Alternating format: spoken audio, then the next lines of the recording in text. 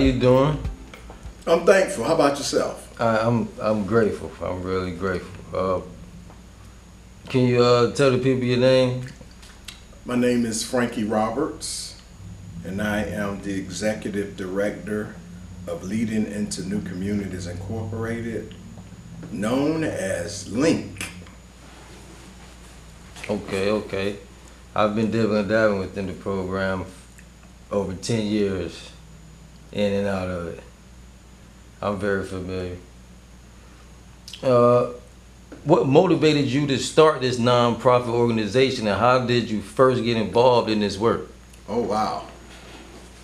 You got enough time for that answer? Well, it was motivated by childhood trauma. My brother was drafted into the United States Army in 1968. He was then deployed to Vietnam. After being deployed to Vietnam, he found himself struggling with the heroin addiction. Based on his deployment, I guess that was traumatic for him. He came back to the States, and as a result, of his heroin addiction, or I should say, his substance misuse, he actually volunteered to go back for a second tour. I never forget the day my mother answered the phone and he told my mother he was going back to Vietnam. And she said, "Honey, I thought you only had to go once." And he said, "Well, Mother, I love my country." So he went back, and to make that part of the story short, he was honorably discharged in 1971. My parents had 3 boys, so he moved back into the household with my parents and my other brother. So I was the baby of the family. And so based on his substance use, he took all of the energy out the house. And so as a result, me, the 8-year-old, he took all my attention. So I didn't like that very much. So I'm gonna say, in retrospect now, I was traumatized because, I should have been the one as the youngest boy. I should have been the one getting all the attention. He was then convicted of armed robbery. About a year or two later, went to prison, had a 7-year sentence. That was my day of triumph, at least I thought. And unfortunately, my parents made me go to visitation at the prison camp every Sunday. And so again, the trauma is what I feel that, it got the best of me. So fast forward. Now I have graduated from John T. Hargett High School. I'm a native Wilmingtonian. And as I've graduated, I went to barber school, became a barber. By this time, my brother was out of prison, and he found himself back in the throes of addiction once he got out. He started coming by the barbershop, begging customers for money. So my resentment, trauma, showed up again. Triggered. Yeah, I was triggered. That's it. And so, fast forward again, late 1997, early 1998. I knew he was having a minor procedure at the hospital. And probably about 3 weeks prior to him knowing he had a procedure at the hospital, I had a Damascus Road experience, an awakening. And one of the things that God impressed upon me, that if it wasn't for his grace, I could have been my brother. And so that morning on March the 11th, I called my mother and asked her, I said, how did the procedure go with my brother, since I knew he was having a procedure that morning? She said, Frankie, it went well. I just got off the phone with him. He's in a room, and they're going to keep him overnight for observation. I said, so Mom, please give me the number and of his room, and I'm going to run out there and apologize for all the years that I was treated him like the scum of the earth. And so when I got to my car, I left the barbershop about 10:30, and I said, well, told the guys I got to go take care of something. And so when I got to my car, one of the barbers came out and said, Frank, there's someone on the phone for you. I said, tell him I'll call him back. I got something I got to go take care of. He said, you might want to take this call. So I went to the phone, and it was my sister-in-law telling me my brother just died. So this organization was born out of that experience. That's how we got here. All right.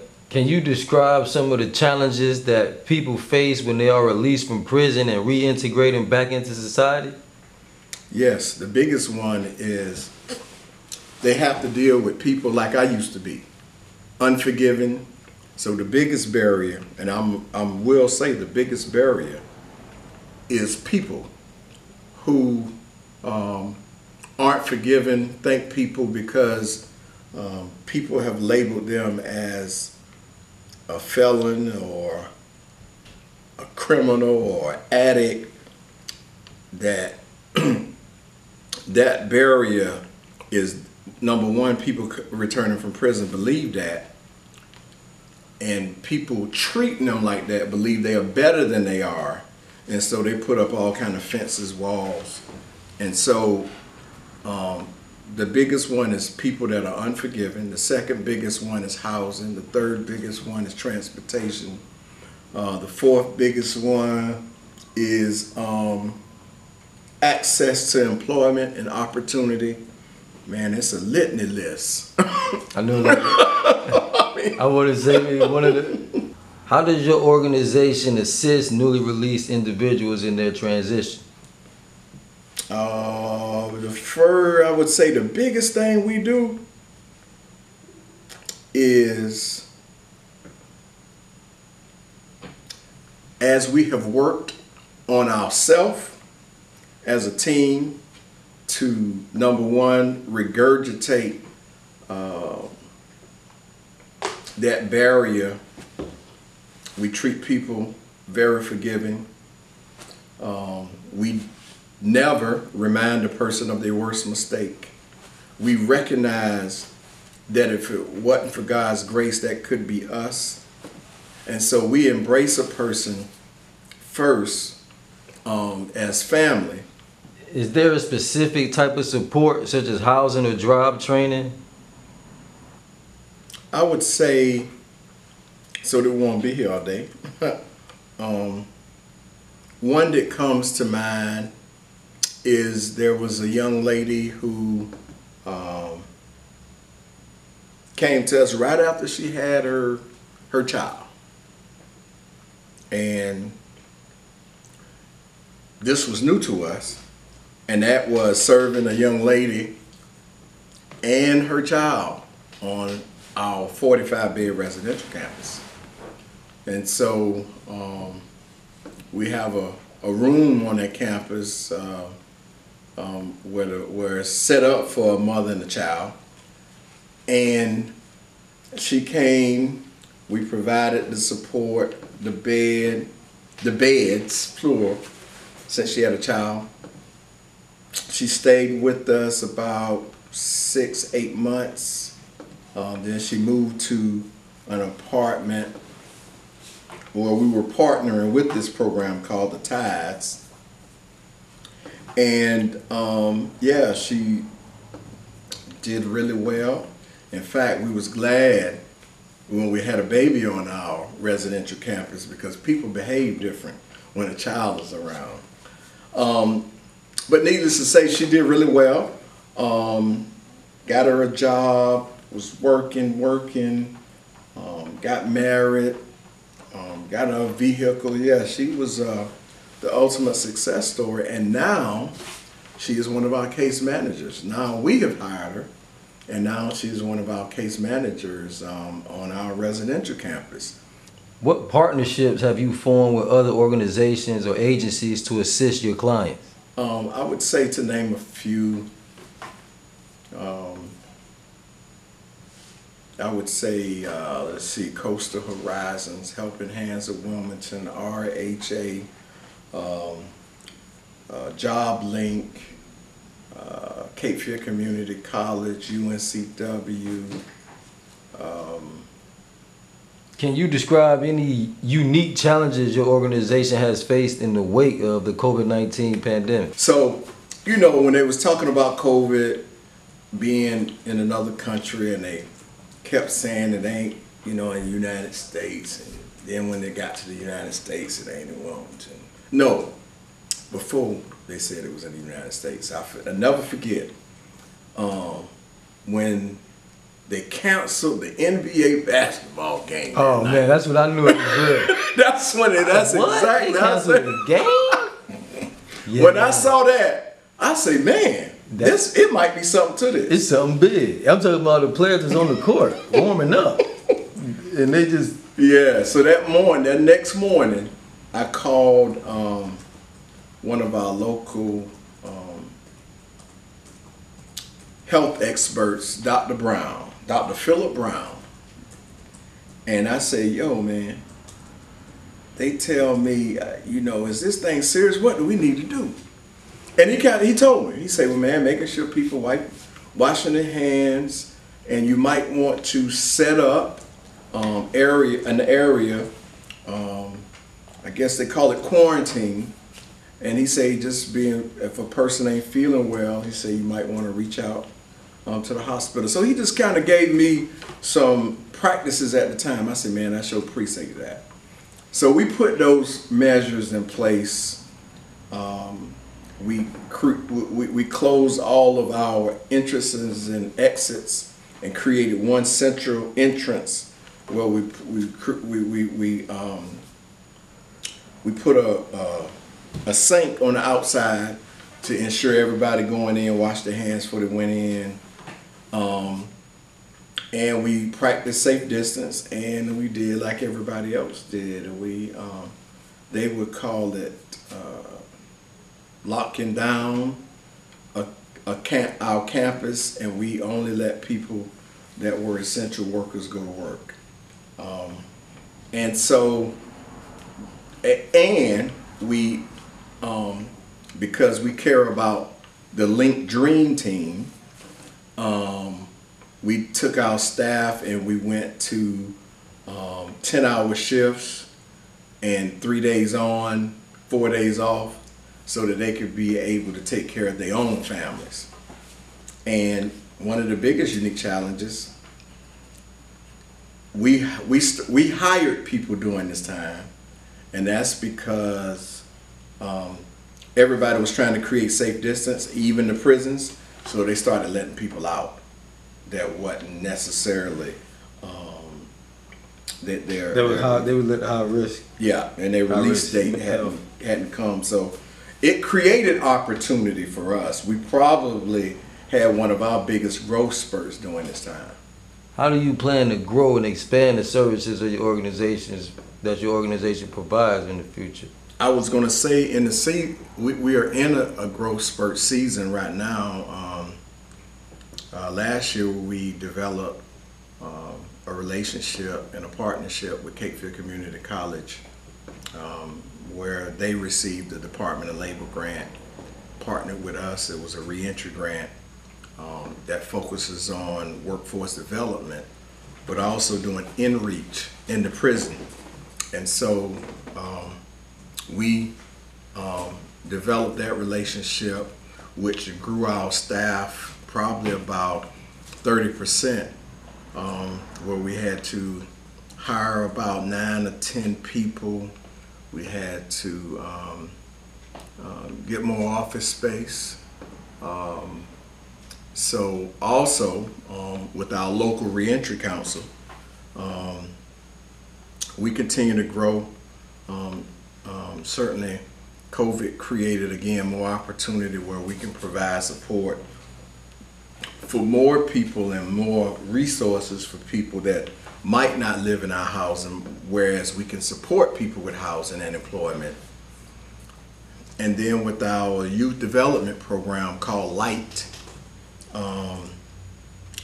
we work with African American males 16 to 24. But we recently hired 3 community resource coordinators based on a partnership and a relationship with New Hanover County with their new department called PCU, Port City United. And we were able to place 3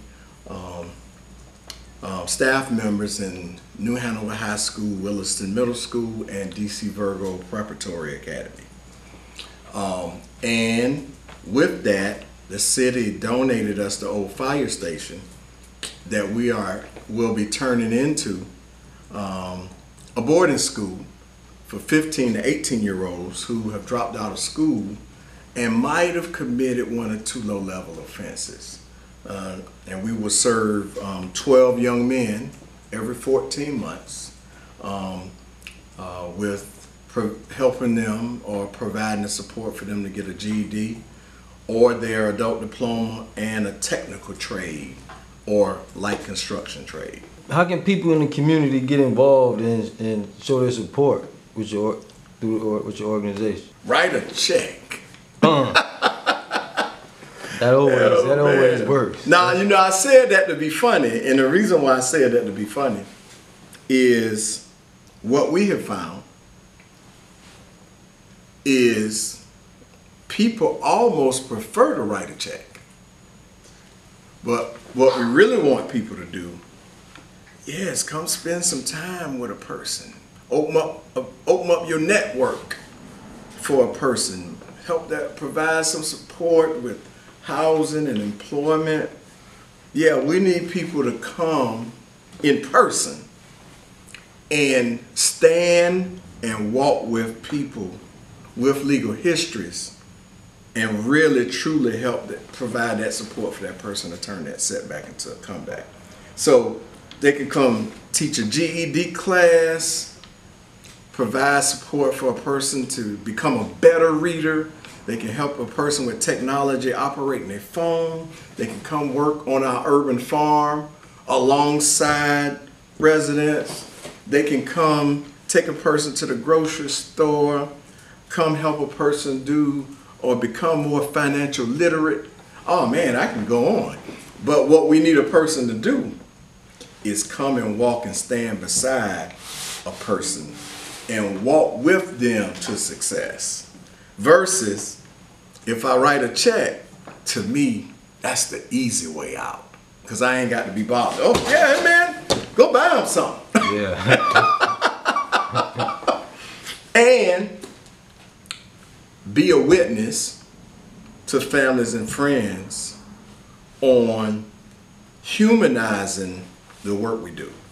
And when I say humanizing, we try to get away from those derogatory terms like felon and inmate, addict, inmate, junkie. Yeah, you name it.